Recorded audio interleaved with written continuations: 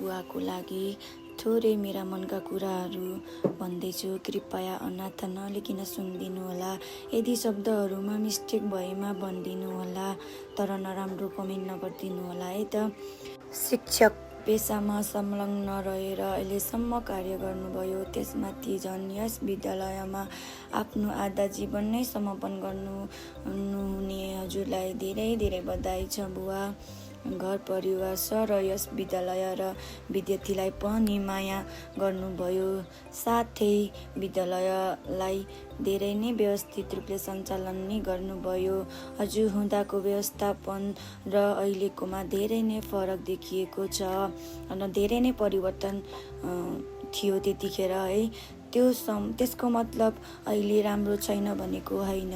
त्यो समय अवधिमा त्यति राम्रोसँगले सञ्चालन गर्नुभयो। झन् यस समय अवधि अनुसार सेवा सुविधा साथ त झन् कति परिवर्तन गर्नुहुन्थ्यो होला है, या गर्ने मन थियो होला, तर के गर्नु है, देशको नियम कानुन र उमेरले बाँधेपछि कहाँ गर्छु भन्दा नि हुँदो रहेछ। यो लेख्दाखेरि मेरो यस्तो मन दुखेको थियो नि, यस्तो भएको छ नि। अब हेर्नुहोस् है, धन कस्तो तपाईँको मन पनि पोल्छ मेरो बुवाको कुराले। यति भावुक साथ भन्नुहुन्छ नि मेरो बुवाले, उहाँको मनको कुरा सुनिदिनु होला है त। अवकाश भएको समय पनि त्यति टाढो होइन जस्तो, अझै म शिक्षक नै छु जस्तो अनुभव रहँदै पनि बाध्य भएर जागिरबाट निस्किनु पर्छ। निस्किए र यो शिक्षण पेसा भनेको चाहिँ अत्यन्तै समुदायसँग नजिक भएर गर्ने पेसा हुन्छ। समुदायसँग पनि मिल्नुपर्छ। समुदाय, शिक्षक, विद्यार्थी सबैसँग नम्र मासुको काम गरेर रहनुपर्छ, अनि मात्र विद्यालयलाई प्रगति गर्न सकिन्छ। समुदायसँग बाहिर बस्यो भने विद्यालयमा विकास गर्न सकिँदैन।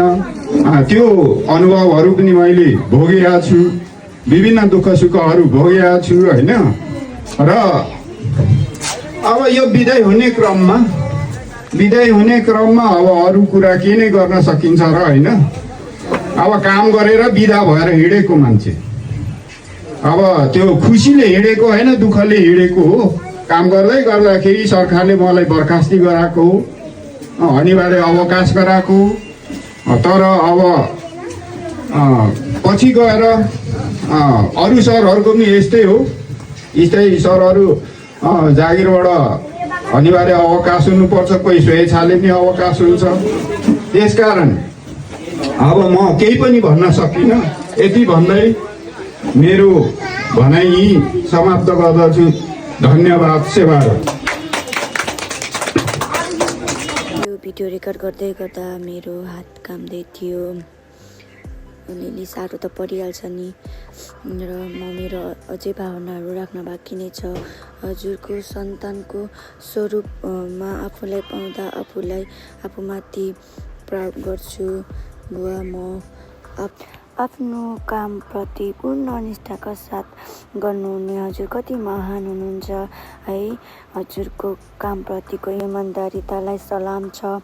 हजुर अरूलाई के लाग्छ त्यो त थाहा भएन र थाहा गर्नु नि छैन।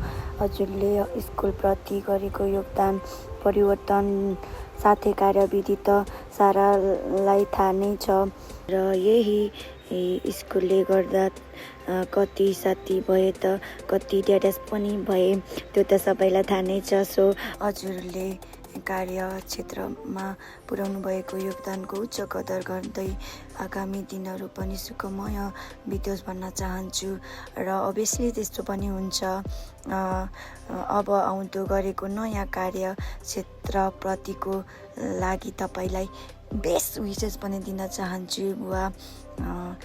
र अल अफ यु। मेरो शब्द यति नै। हजुरहरूबाट बाई बिदा लिन चाहन्छु। By by. नेक्स्ट भिडियोमा भेटौँला।